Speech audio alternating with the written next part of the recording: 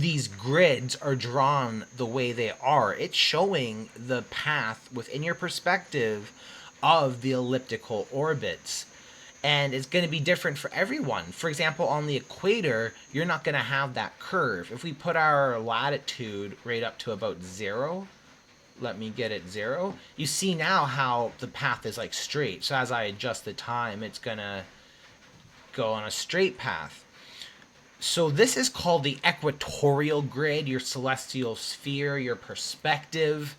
It's very important to know. For example, let's go back to Belize, where I live.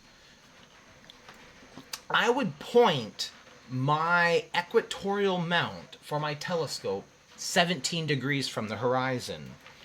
You see what that is, right? That's where Polaris is. So Head over to flatearth.university to get the Flat Earth Science textbook and the Firmament Tracker's Flat Earth app.